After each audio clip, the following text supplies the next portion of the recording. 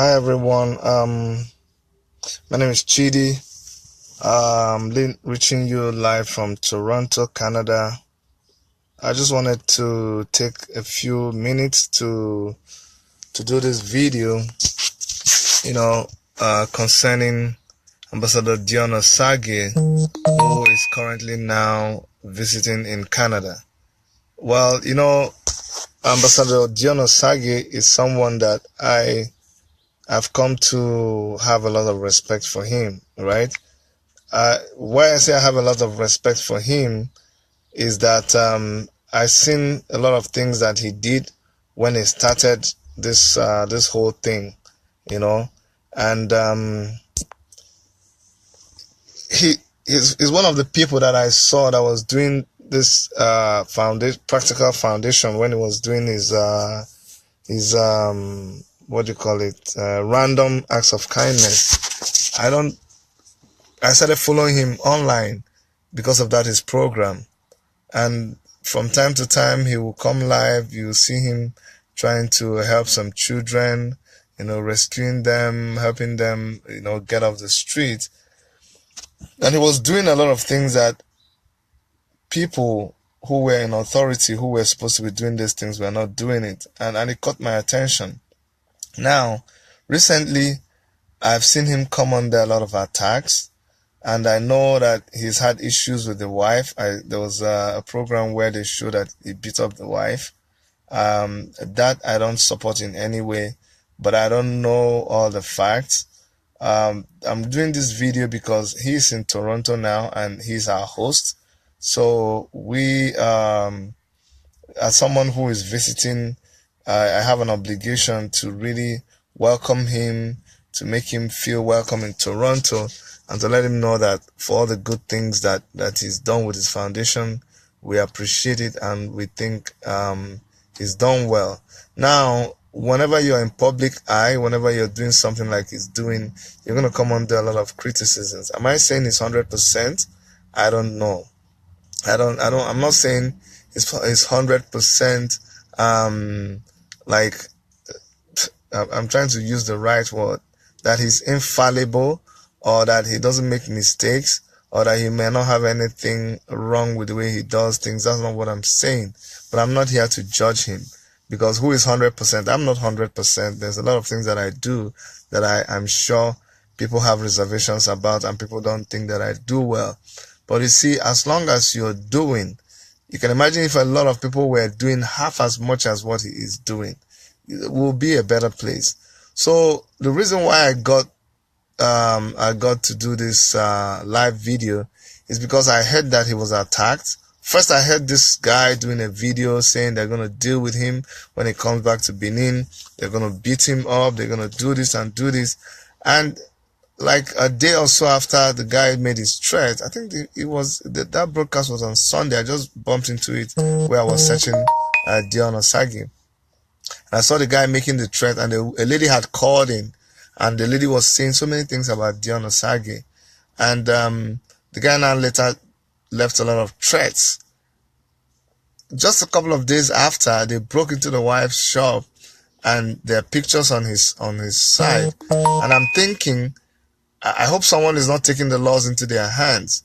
People should be very, very careful. If you hit someone up to the point where you carry out an attack against him, then I think you're taking the laws into your hands and you're asking for something that you might not be able to deal with. I think Dion Osagie is dealing with so much right now that I think he needs people to really talk to him from a love point, based on the many things that he has done. I think he has a good heart.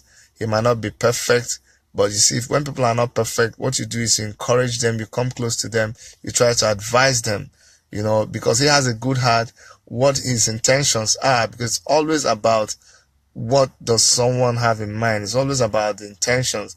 He has the intention of helping people. He has the intention of reaching out and ministering to people who are poor, a lot of these kids in Benin City who are just roaming the streets, that the government should have come to their rescue and taking them off the street. Nobody was doing that, and he started doing it.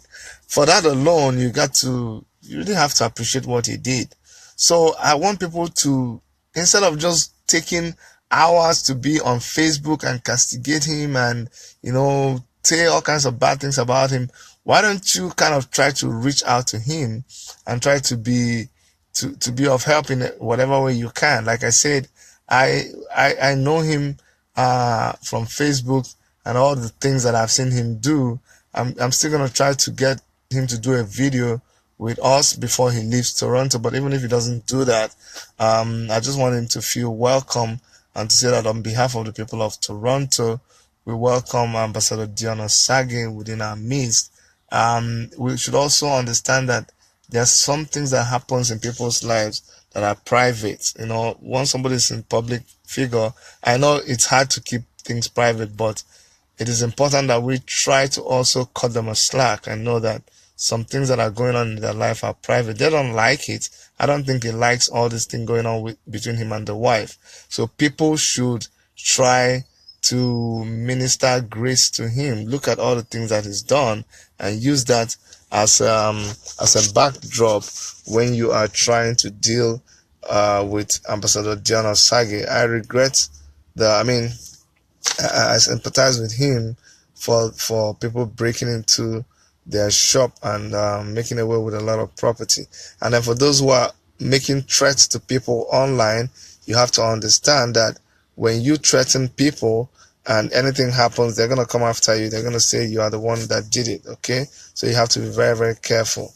Now, we are dealing also here with a loss of about 10 people. I don't know if it has increased from one crazy guy that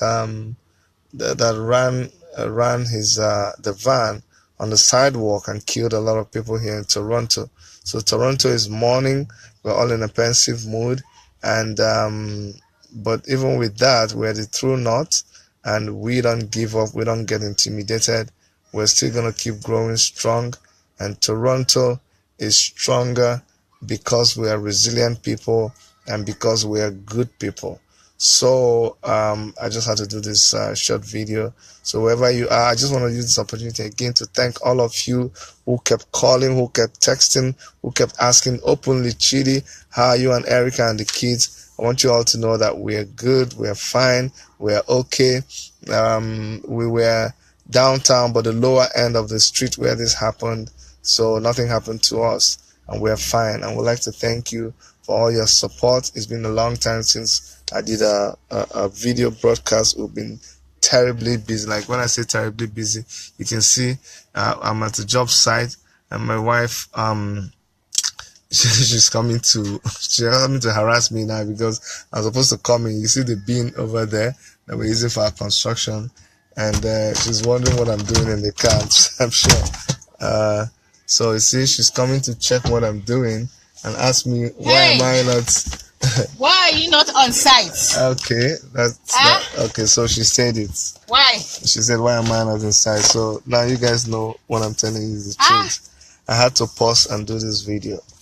So hi everybody, say hi. Hi everybody, I'm tired. Okay, she's been working very hard. We work a lot. We work hard because they say if you know work, make you know chop. So yes. We want chop, so now make we dey work. All right, you guys take care. I love you and see you guys very soon from Toronto, Canada, Worship Media, Car Studios. This is Chidi and Erica signing out.